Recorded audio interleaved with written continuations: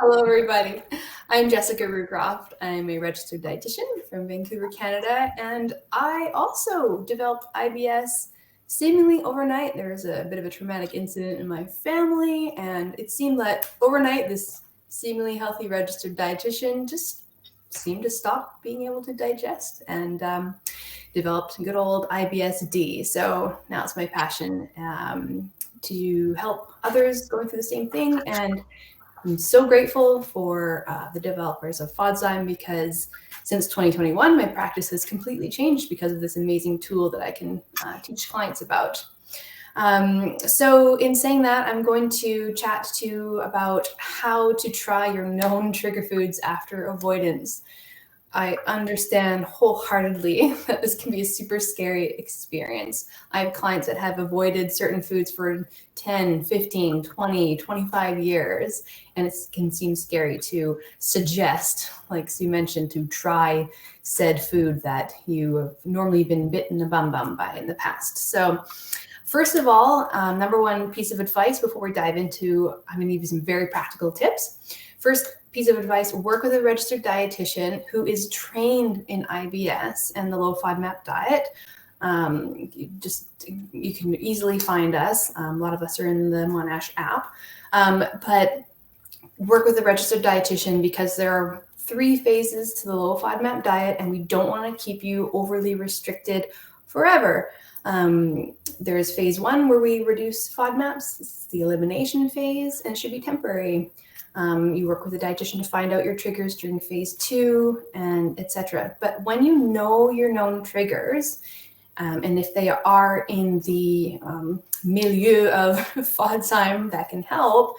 And if you want to know which foods FODZYME can help with, side note, go to FODZYME.com, head to the How to Use tab, print off the list. I tell this to clients all the time.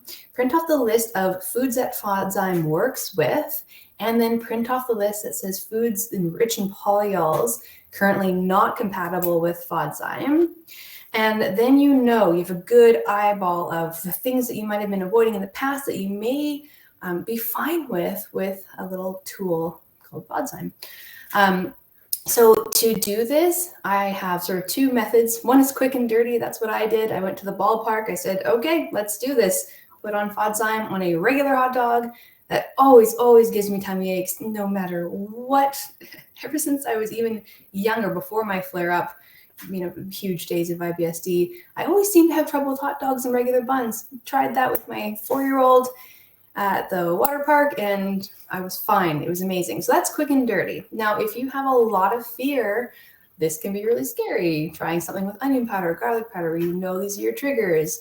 Even though you see that FODZYME can help with this because it's listed in their foods that it can help with, you might be scared. So I'll give you some practical tools now as to how to make a plate of food that just has 1 small dose of one of your biggest fear foods on it, so that you can be convinced as to how awesome FODZYME is, but also just to gain confidence back that you can do this. You can reintroduce foods that this lovely enzymatic formula can digest for you.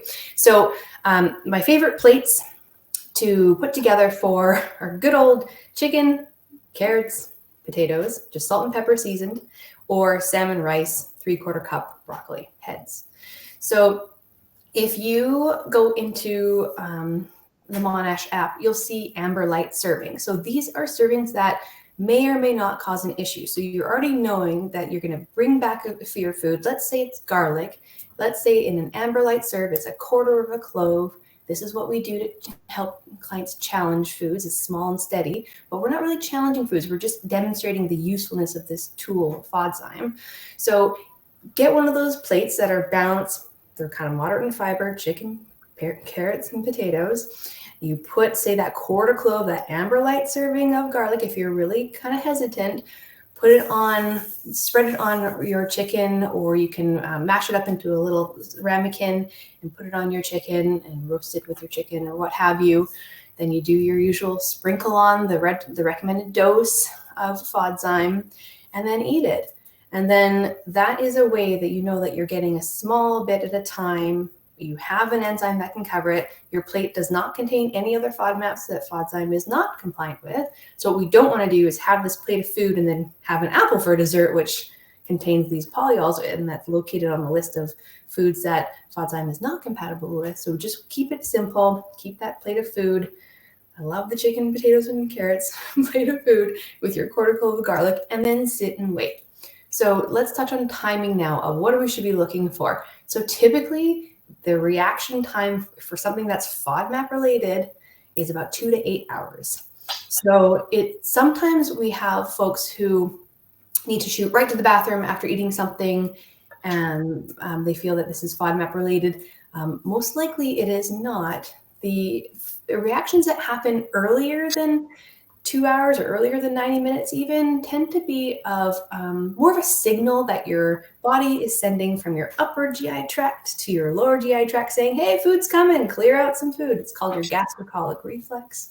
So normally if you have a super speedy quick reaction, it could be that, it could be histamine intolerance. There's so many other things. Again, work with a dietitian. But if it's a FODMAP issue, you will know between 2 and 8 hours, usually, depending on the type of food you eat, if it's liquid, if it's solid, did you take it on an empty stomach, size of the meal, etc.